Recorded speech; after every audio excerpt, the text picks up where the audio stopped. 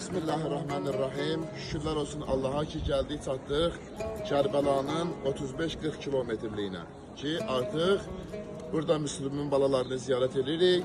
Ondan sonra Kərbəla şəhərinə daxil olacaq inşallah. Allah'a min şükür olsun. Hamı yorğundur, məlumdur.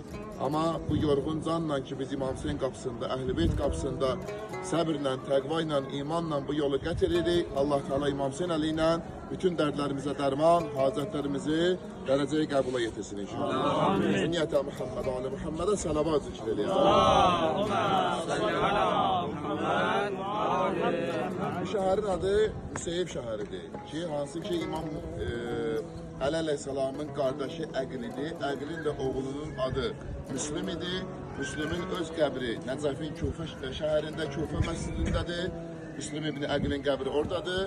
Və Müslümin öz oğlanlarının, övladlarının qəbri isə həmin bu yerdiyimiz mübarək hərəmin içərisindədir ki, iki dənə qardaş bu yerdə dəfn olunurlar.